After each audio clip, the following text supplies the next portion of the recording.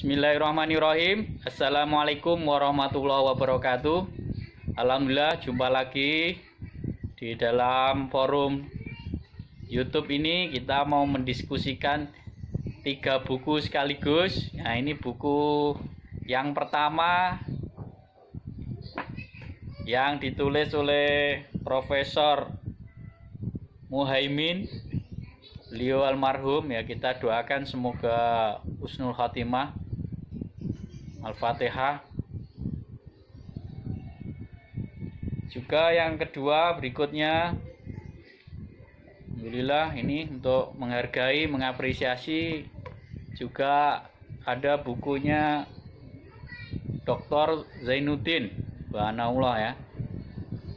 Semoga barokallah ilmunya. Nah, yang ketiga ini yang ditulis oleh mahasiswa doktor dari Universitas UMM ya, Universitas Muhammadiyah Malang, yang dibimbing oleh Profesor Tobroni.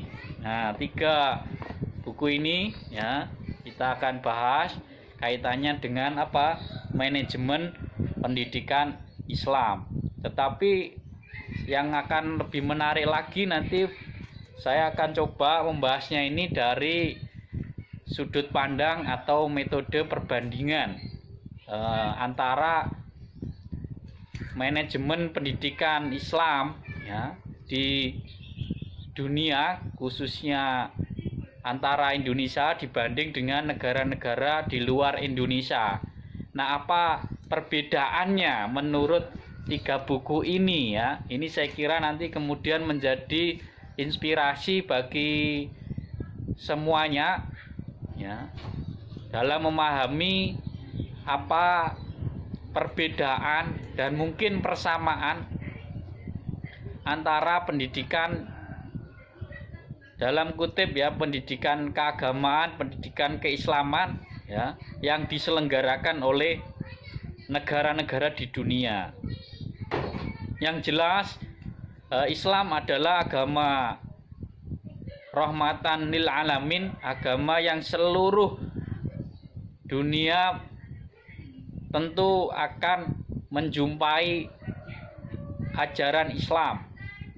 Nah, orang-orang Islam itu memiliki kewajiban untuk mengamalkan. Nah, salah satunya melalui institusi pendidikan.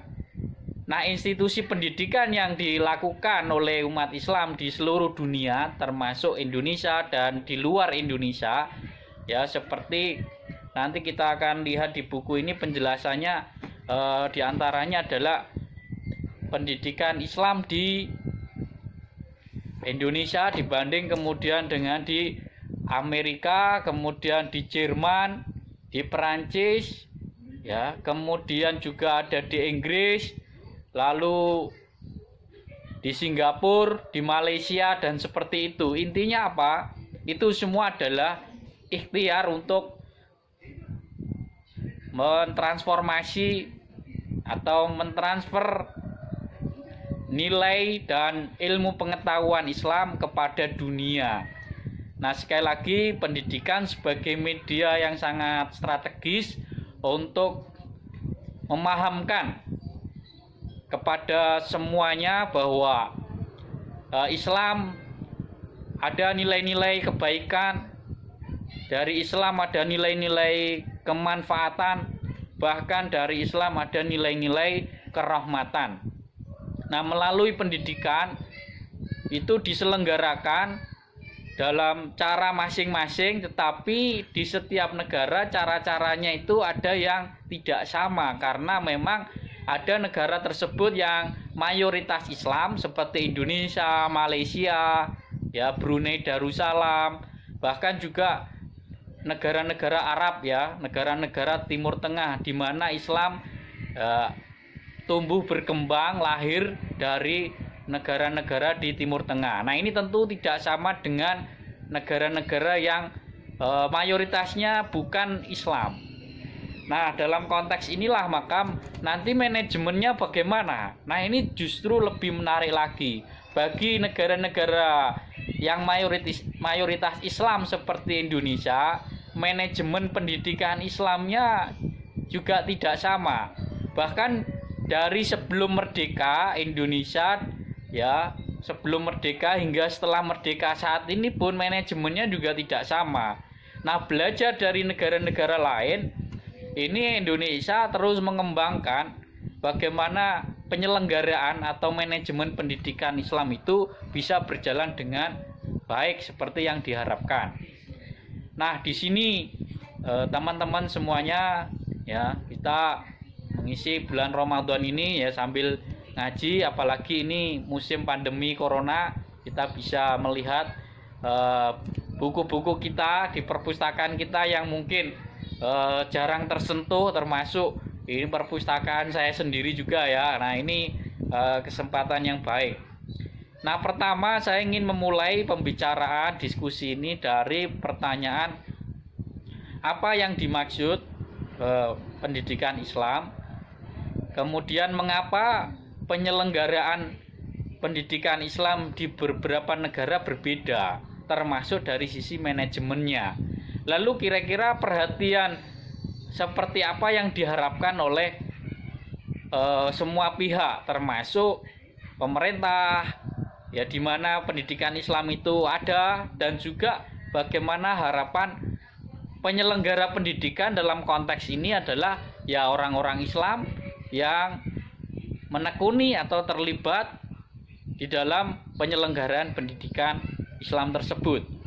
Nah, teman-teman semuanya, sahabat YouTuber dimanapun berada, yang pertama kaitannya dengan apa yang dimaksud pendidikan Islam. Dalam konteks ini saya mendefinisikannya cukup simpel saja, bahwa pendidikan Islam yang dimaksud adalah sebuah proses transformasi nilai-nilai pendidikan Islam yang disampaikan baik melalui institusi formal, non formal maupun informal. Nah, ini dalam konteks ini pendidikan yang formal ya tentu adalah pendidikan yang resmi diselenggarakan dalam bentuk mulai dari TK, SD, SMP, SMA, bahkan di universitas di seluruh dunia termasuk di Indonesia. Nah, yang transformasi pendidikan Islam sifatnya non formal artinya adalah penyelenggaraan pendidikan Islamnya tidak dilakukan secara resmi tetapi tetap diakui oleh negara di mana pendidikan Islam itu diselenggarakan. Misalnya biasanya seperti pendidikan Islam kalau di Indonesia seperti pendidikan yang diselenggarakan oleh organisasi Islam.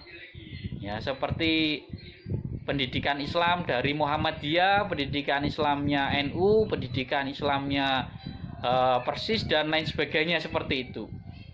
Wujudnya bisa madrasah, wujudnya bisa pondok pesantren, bahkan juga masjid biasanya seperti itu. Nah, dari zaman ke zaman, dari era ke era, penyelenggaraan pendidikan itu luar biasa.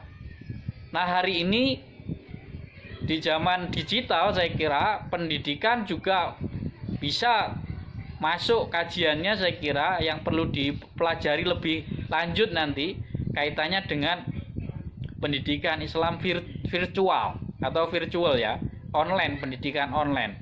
Nah, ini saya kira belum banyak diperhatikan juga, tetapi nanti atau lain kali kita akan mencoba mendiskusikannya. Nah, fokus dari bahasan hari ini saya kira kita akan berangkat dari setidaknya pendidikan formal dan non formal. Kalau pendidikan yang sifatnya informal itu adalah penyelenggaraan pendidikan yang dilakukan oleh keluarga-keluarga. Dari keluarga menyelenggarakan yang sifatnya sangat ini terbatas. Sahabat semuanya, jadi itu gambaran umum bahwa konsep pendidikan Islam itu sangat luas, tetapi intinya diselenggarakan oleh tiga pihak yang diwakili oleh pendidikan yang biasa kita kenal sebagai pendidikan formal yang diselenggarakan oleh pemerintah maupun swasta, tapi intinya adalah diakui oleh pemerintah. Nah, statusnya biasanya terakreditasi kalau di Indonesia. Ya, itulah pendidikan yang sifatnya formal. Sementara pendidikan yang tidak diakui oleh pemerintah dengan sistem akreditasi tetapi tidak dipermasalahkan, itulah pendidikan yang sifatnya non formal. Biasanya tadi yang diselenggarakan oleh pemerintah. Nah, di sini bagaimana kemudian manajemennya? Karena yang diakui oleh pemerintah, bahkan yang menyelenggarakan itu pemerintah, tentu manajemennya juga tidak akan sama dengan manajemen pendidikan berbasis agama pun diselenggarakan oleh organisasi masyarakat muslim, ya, baik di dalam negeri maupun di luar negeri. Itu nanti potretnya akan kita lihat bagaimana sesungguhnya dalam konteks tertentu masih ada kesamaan bahwa pendidikan Islam itu atau berbasis keagamaan diselenggarakan oleh pemerintah, ada yang non pemerintah. Nah, dalam konteks ini berbicara tentang manajemen pendidikannya, itu tentu lebih fleksibel yang diselenggarakan oleh organisasi atau komunitas masyarakat yang sifatnya tidak terikat oleh pemerintah. Nah, ini terjadi di semua negara. Inilah sisi kesamaan bahwa dari aspek manajerial pendidikan Islam itu ketika yang menyelenggarakan masyarakat sendiri itu jauh lebih fleksibel. Oleh karena itu di Indonesia lebih banyak jumlahnya atau kuantitasnya, ya, pendidikan Islam itu diselenggarakan oleh masyarakat. Nah, tentu prosesnya panjang. Kenapa sampai hari ini kebijakannya untuk di Indonesia itu keterlibatan atau partisipasi manajemen penyelenggaraan pendidikan Islam itu boleh dilakukan oleh masyarakat. Nah, tentu kita tahu sejarahnya panjang sekali, di mana Indonesia sebelum merdeka masalah kebodohan itu belum bisa dijawab oleh pemerintah, karena waktu itu pemerintah masih dikuasai oleh Belanda dalam kutip, karena memang kolonialisme masih betul-betul luar biasa kuat di Indonesia, sehingga masyarakat punya inisiatif untuk menyelenggarakan sendiri-sendiri organisasi Islam seperti Muhammadiyah sejak tahun 1912, ya, menyelenggarakan pencerdasan kehidupan bangsa melalui sekolah Muhammadiyah. Nah, lalu kemudian pesantren yang didirikan oleh kiai-kiai, ulama-ulama Nahdlatul Ulama. Kemudian berdirilah organisasi Nahdlatul Ulama pada tahun 1926. Ya, setelah Muhammadiyah berdiri, ya 14 tahun berikutnya, ini sebagai bentuk kesadaran tanggung jawab umat Islam harus sama-sama melakukan gerakan pencerdasan umat untuk kemerdekaan bangsa Indonesia. Nah, ini sejarah panjangnya penyelenggaraan pendidikan Islam di Indonesia. Nah, bagaimana praktek sejarah manajemen pendidikan Islam di luar negeri? Nah, ini saya kira juga tidak sama. Misalnya kita bandingkan dengan di Amerika, kita bandingkan dengan di Jerman, dengan di Belanda, dengan di Singapura, tentu tidak sama. Karena apa? Kontribusi kuantitas dan kualitas umat Islam mulai merdekanya bangsa tersebut, ya, dengan perkembangan pendidikan Islam ini berpengaruh. Nah, Indonesia bisa berkembang karena dalam kutip faktor turut memerdekakan bangsa ini Sehingga kontribusi itu boleh dikata adalah boleh dikata sebuah impact ya dari kontribusi yang diberikan. Nah, bisa jadi pendidikan Islam di negara-negara yang penduduknya Islam itu minoritas, maka dalam konteks tertentu sebetulnya karena kebijakan. Jadi kebijakannya di negara-negara non Muslim ya, secara mayoritas tentu kebijakannya tidak terlalu longgar, tidak terlalu fleksibel. Dalam konteks inilah perlu kita pahami bahwa pengaruh kebijakan terhadap penyelenggaraan atau manajemen pendidikan ini sangat luar biasa. Ya, oleh karena itu kita perlu menyimak baik-baik bahwa pendidikan Islam luar biasa. Nah, ini anak saya ikut ngaji, alhamdulillah, sambil nonton TV-nya. Jadi ini intermezzo ya, bahwa berbicara tentang pendidikan Islam, sekali lagi spektrumnya sangat luas. Nah, buku ini baru mau saya buka ya, tentang manajemen pendidikan Islam yang ditulis oleh Profesor Dr. Muhaimin, kemudian Dr. Sutiah, Dr. Sugeng Listio Prabowo. Ini tadi saya lihat menyuguhkan bagaimana manajemen pendidikan, aplikasinya dalam penyusunan rencana pengembangan sekolah dan madrasah. Ini bisa dilihat dari riset analisis atau kajian analisis penelitian tentang pendidikan, khususnya kaitannya dengan manajemen. Nah, lalu ini yang tadi saya bilang bahwa ada pembahasan khusus ya tentang apa itu pendekatan komparasi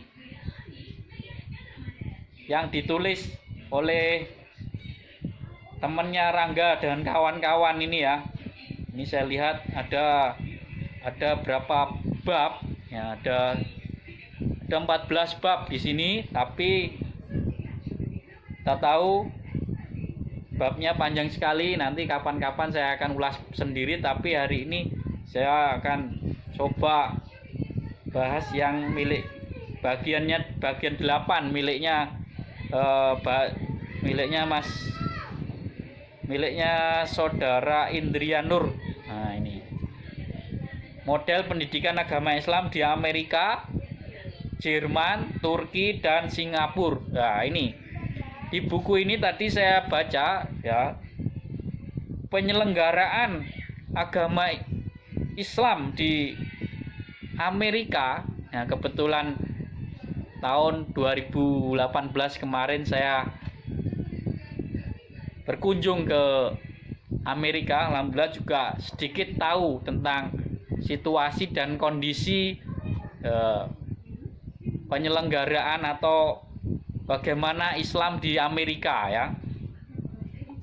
Nah, intinya adalah kaitannya dengan penyelenggaraan manajemen pendidikan Islam tidak saja soal bagaimana menyampaikan Islam langsung kepada masyarakat, tetapi di situ ada manajemennya, ada organisasinya, mulai dari manajemen keuangan, ada manajemen kurikulum kaitannya dengan materi, ada manajemen sumber daya manusia, ada juga manajemen lembaga.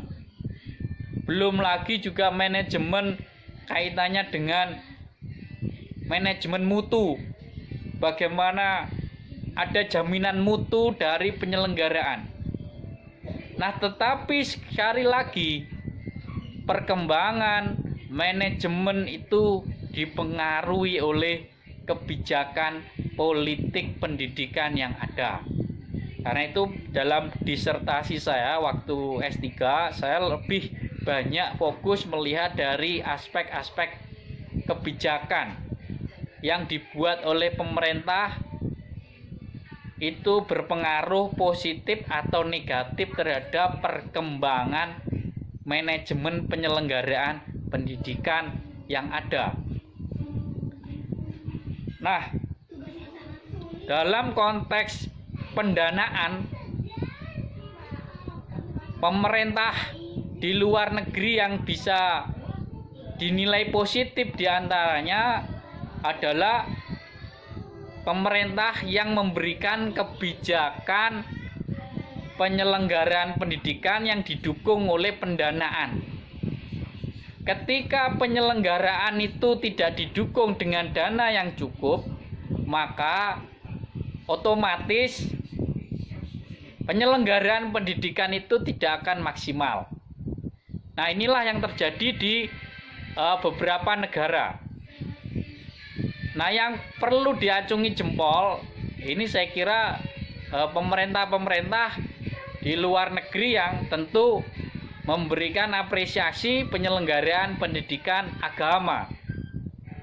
Bukan hanya secara formal saja, tetapi juga secara informal, bahkan juga secara keuangan finansial itu besar. Menurut informasinya dari hasil penelitiannya Pak Nurkholis dan kawan-kawan ya dari UINSA itu melihat bahwa Belanda itu memberikan semacam kebijakan khusus ya, diperbolehkannya mata pelajaran ya agama itu menjadi sebuah pelajaran bagi semuanya dari masyarakat sekolah umum. Juga tentu di situ pendanaannya. Nah, ini berbeda dengan pendidikan agama yang ada di Amerika, kemudian di Singapura, juga di Australia. Nah, yang sifatnya adalah pendidikan agama Islam itu tidak secara total dijamin atau dilaksanakan. Di situ yang boleh adalah pendidikan Islam tidak sifatnya formal, tetapi boleh dilakukan secara non formal. Biasanya itu dilakukan di rumah-rumah ibadah, di rumah-rumahnya orang yang atau umat beragama, kemudian di masjid atau Islamic Center. Di Amerika misalnya, Islamic Center merupakan sebuah bukan saja sebuah pertemuan, tempat pertemuan aja atau pusatnya Islam, tetapi di situ juga tempat belajar. Jadi kalau di Indonesia Islamic Center fungsinya masih belum terlalu kelihatan besar. Tapi kalau di luar negeri, terutama di negara-negara non-muslim, Islamic Center itu menjadi pusat kegiatan Islam. Tapi kalau di Indonesia, Islamic Center masih perlu dioptimalkan perannya. Hingga hari ini masih belum kelihatan dibanding justru lembaga-lembaga Islam yang diselenggarakan oleh misalnya NU maupun Muhammadiyah. Nah, itulah bedanya Islamic Center di Indonesia dengan di luar negeri, terutama di negeri-negeri yang mayoritas non-muslim. Nah, tentu tidak masalah Islamic Center di Indonesia seperti ini karena memang sudah ada lembaga Islam yang menyelenggarakan khusus untuk pendidikan Islam, mulai dari TK sampai Universitas Islam. Seperti UNMU, Universitas Muhammadiyah. Muhammadiyah punya penyelenggaraan manajemen yang sangat terkenal baik, mulai dari level TK sampai universitas atau perguruan tinggi Muhammadiyah. NU sekarang juga mulai menata pendidikannya, ya perlu kita acungi jempol juga. Ya, demikian mungkin kampus-kampus yang diselenggarakan oleh umat Islam, organisasi Islam di Indonesia. Bahkan kabar yang menarik, pendidikan Muhammadiyah itu tidak hanya diselenggarakan di Indonesia, sekarang mulai dibuka di luar negeri, mulai di Malaysia, mulai di Australia, ya, bahkan ini informasinya mau di Amerika.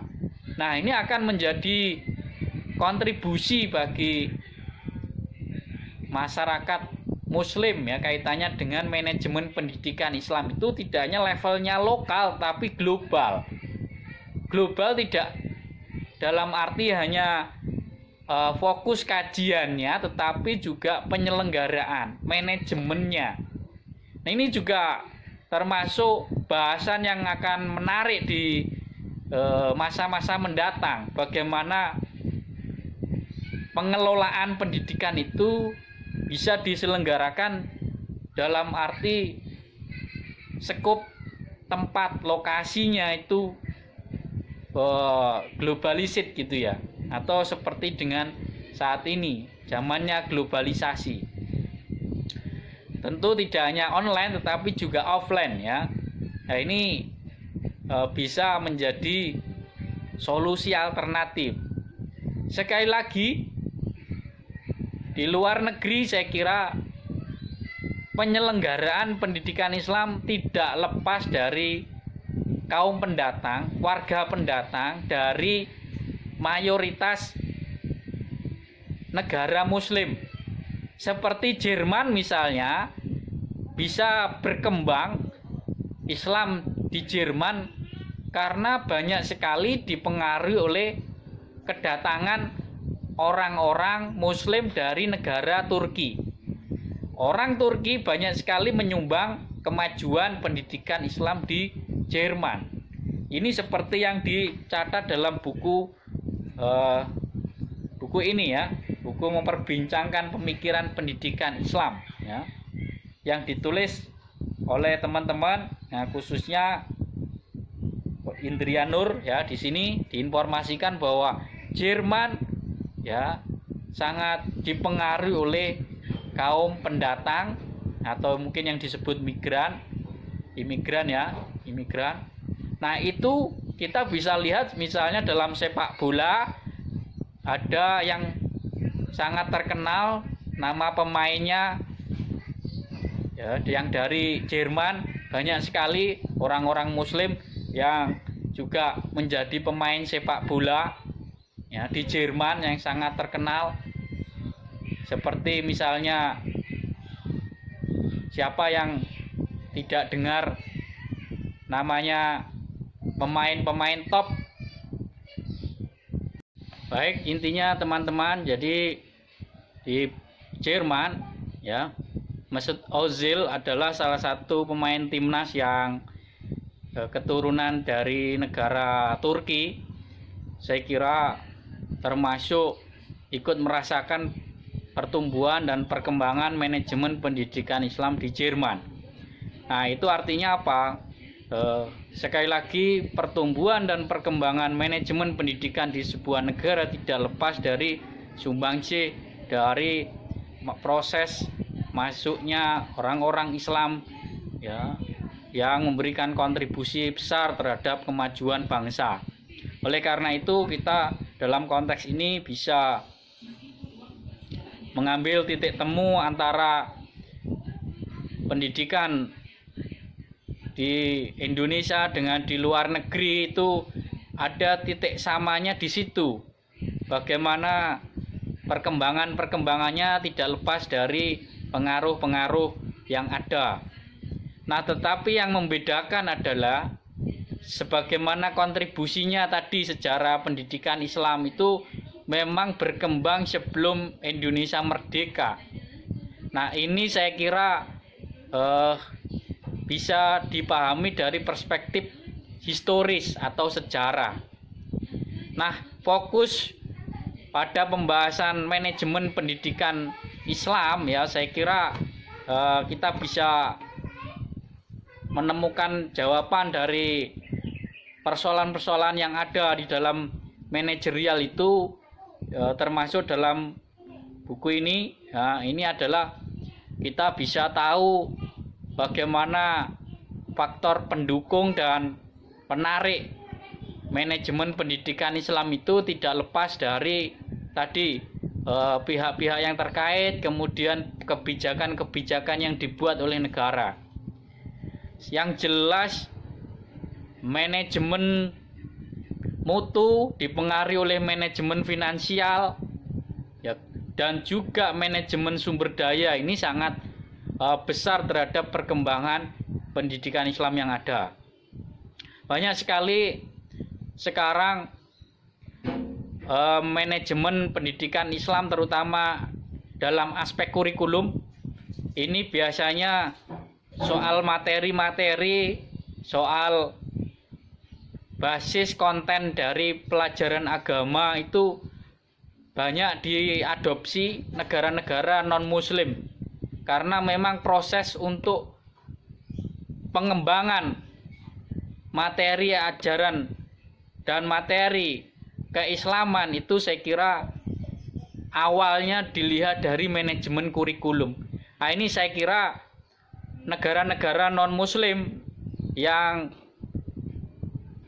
penduduk Islamnya sedikit, ini maka kita harus kreatif bagaimana orang-orang Islam termasuk kita di negeri yang mayoritas muslim bisa memikirkan kira-kira konten kurikulum seperti apa yang cocok buat pengembangan ajaran Islam dalam pendidikan agama Islamnya di negara-negara non-muslim. Saya kira ini juga ide-ide yang perlu ya dilakukan oleh kita sebagai sarjana di negara-negara mayoritas muslim. Bagaimana tantangan yang dihadapi dan peluang yang ada itu dijadikan sebuah kontribusi besar. Nah, ini saya kira kenapa banyak juga sekarang sarjana-sarjana muslim itu lebih suka mengajar di kampus-kampus barat. Itu saya kira dalam konteks tertentu punya tanggung jawab besar untuk memberikan kontribusi terhadap kajian-kajian yang lebih cocok, lebih manfaat buat semuanya. Tetapi jangan lupa bahwa ada sumbangan yang besar yang diharapkan oleh semuanya, saya kira dalam konteks tertentu itu soal manajemen kurikulumnya, manajemen finansial, dan bahkan juga impact dari kajian-kajian keislaman terhadap isu-isu global, terhadap isu-isu lingkungan, terhadap juga masalah-masalah seperti pandemi corona seperti hari ini. Bagaimana manajemen kurikulum, manajemen kajian keislaman itu juga ikut memberikan sumbangan besar. Nah, dalam konteks ini kemarin saya juga ikut memberikan ulasan-ulasan dalam penelitian kolaborasi dengan teman-teman Jepang, yang intinya adalah saya ikut memberikan gambaran kontribusi dan peran Islam beserta komunitasnya terhadap penanganan masalah-masalah COVID-19. Nah, ini tentu ke depan perlu dimasukkan dalam konteks tertentu, mungkin kurikulum bagaimana Islam responsif terhadap masalah-masalah yang ada.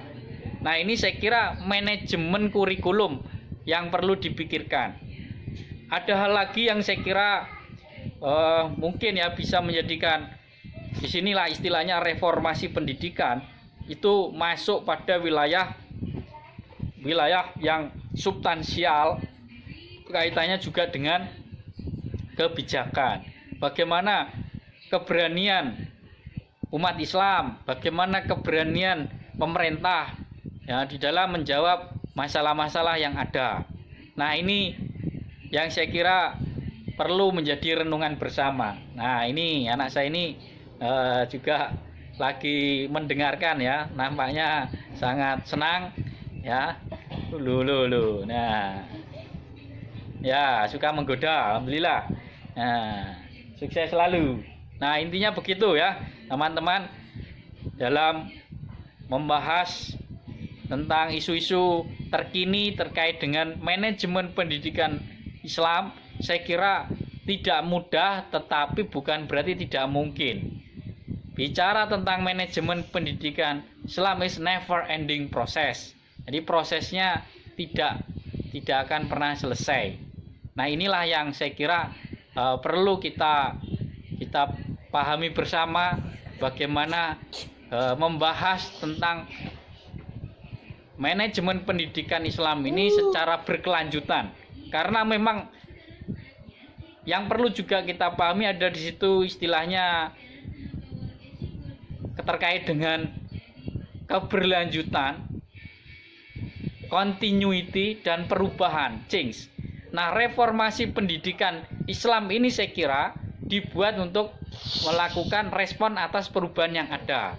Nah, jadi ketika ada masalah maka perlu dilakukan solusi-solusi.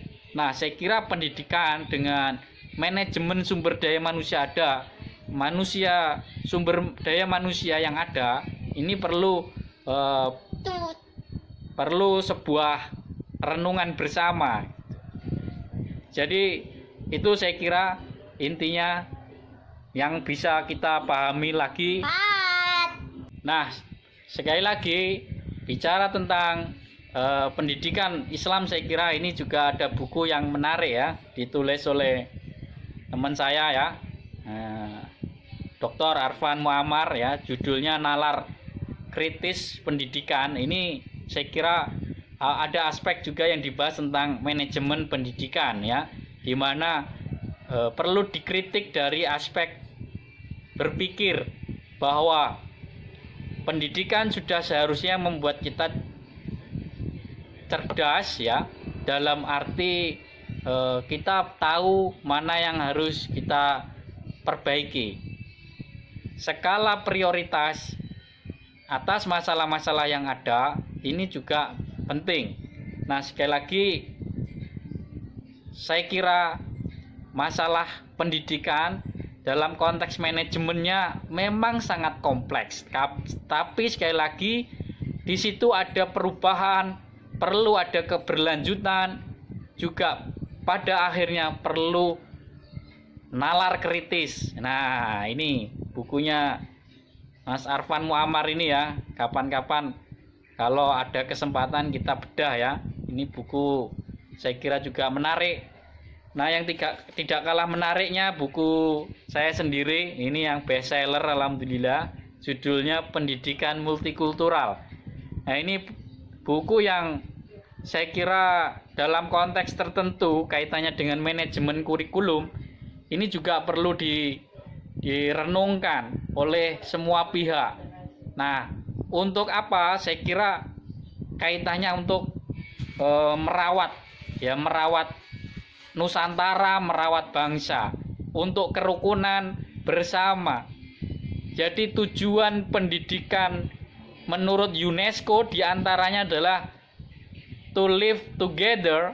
Saya kira perlu pendidikan Islam itu juga dalam konteks manajemen kurikulum perlu melihat aspek-aspek mana yang perlu di-cover. Nah, saya kira kaitannya dengan hablum minan nas, hubungannya dengan sesama manusia, kaitannya dengan budaya, itu perlu ada titik temu yang intinya membuat budaya yang baik itu perlu terus dijaga ya. Menjaga tradisi yang baik saya kira juga bagian penting. Oleh karena itu saya kira recommended ya, buku-buku yang bisa mendukung manajemen pendidikan masa depan, manajemen pendidikan masa kini, manajemen pendidikan global. Nah, teman saya di dalam catatannya mengatakan yang namanya ini Dr.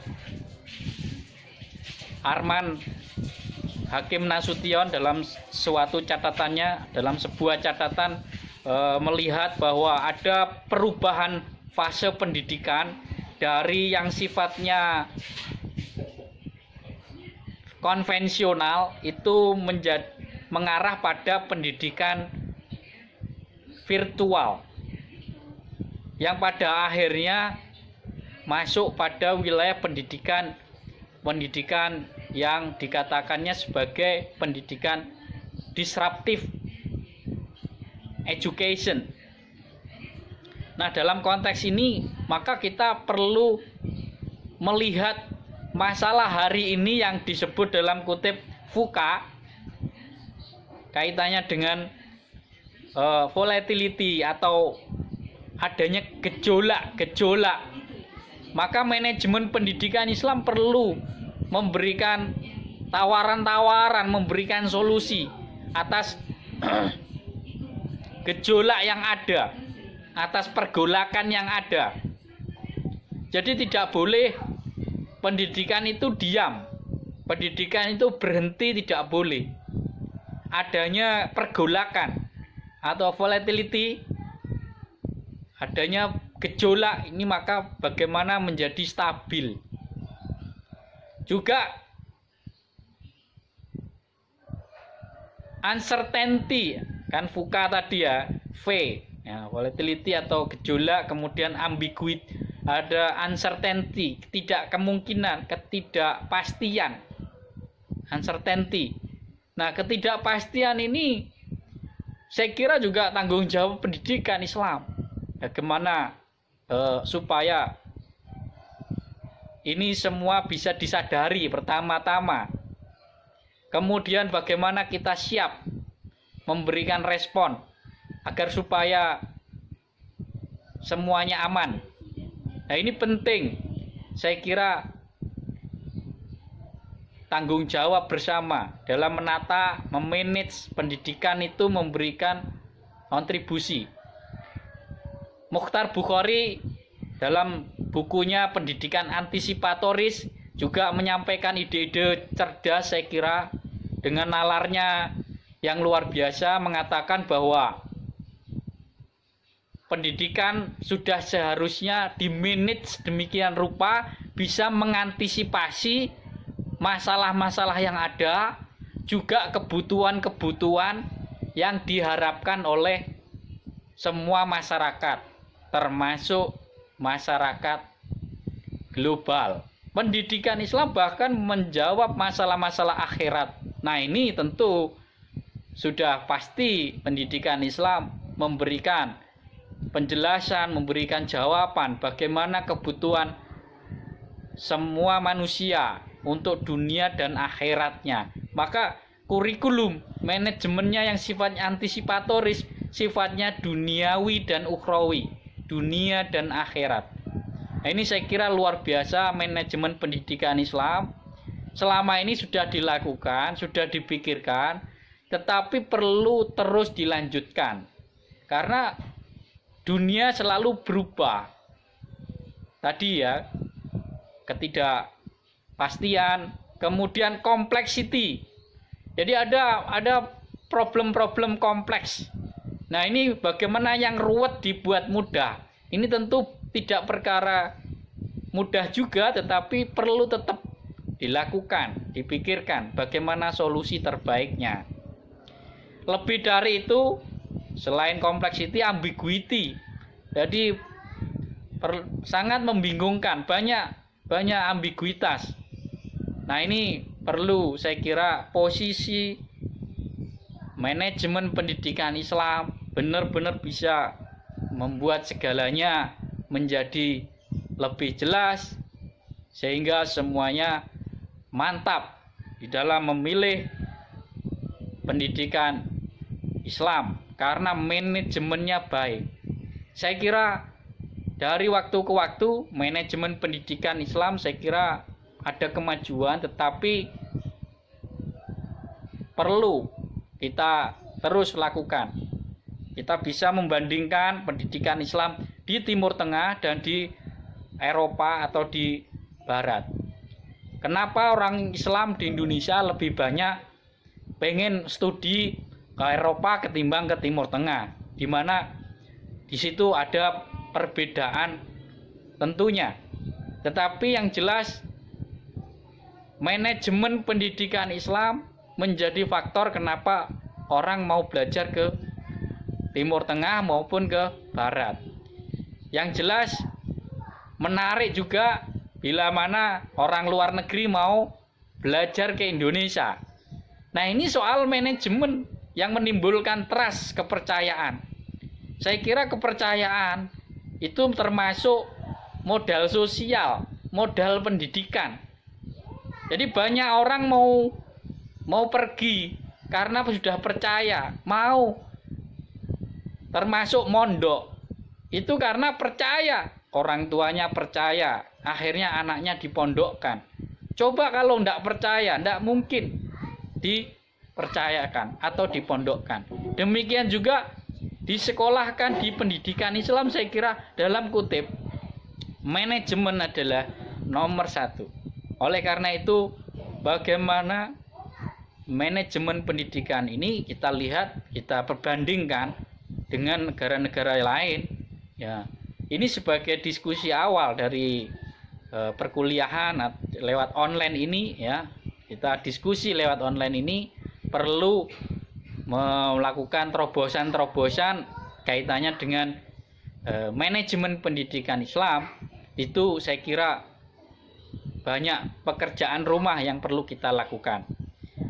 Nah, inilah yang saya bilang terakhir kaitannya dengan pertanyaan apa harapan-harapan masyarakat muslim, apa harapan-harapan pemerintah di mana pendidikan Islam diselenggarakan. Saya kira termasuk salah satu kuncinya terletak pada bagaimana kontribusi yang diberikan oleh pendidikan Islam, ya, baik formal, non formal maupun informal. Kaitannya dengan kurikulum, kaitannya dengan riset-riset yang dilakukan, kaitannya dengan terobosan-terobosan inovasi dari sumber daya manusia, sarjana-sarjana muslim, saya kira luar biasa. Terus ditunggu-tunggu, terus diperlukan. Nah, ini saya kira tugas besar buat kita semuanya untuk memberikan tawaran-tawaran. Nah, saya kira buku ini tadi semuanya yang tadi saya sampaikan, ya, ini bisa sangat membantu kita di dalam memahami aspek-aspek manajemen yang memiliki implikasi yang luas terhadap ketertarikan orang untuk belajar, sampai juga membuat pemerintah di berbagai negara dalam konteks tertentu memberikan kemudahan-kemudahan kebijakan dalam penyelenggaraan pendidikan Islam sehingga manajemennya bisa terus ditingkatkan lebih baik. Ini sebagai saya kira elaborasi awal buat kita semua terus merefleksikan aspek-aspek manajemen sangat mempengaruhi mutu, sangat mempengaruhi magnet daya tarik orang terhadap apa yang diselenggarakan dalam pendidikan. Demikian refleksi, elaborasi, kajian dari beberapa literatur yang ada, semoga membantu pemahaman kita untuk terus semangat belajar manajemen pendidikan Islam dengan melakukan kajian-kajian, riset-riset, analisis-analisis seperti ini yang telah dilakukan orang-orang terdahulu, penelitian-penelitian dalam buku-buku, dalam jurnal-jurnal, ya, atau di internet, yang intinya kemudian membangkitkan kesadaran kita untuk selalu semangat belajar dan belajar, ya, dalam rangka menjadikan diri kita yang lebih bermanfaat, ya, dan mengamalkan Islam sebagai rahmatan lil alamin. Demikian yang bisa saya sampaikan, semoga bermanfaat. Salam pendidikan. Assalamualaikum warahmatullahi wabarakatuh.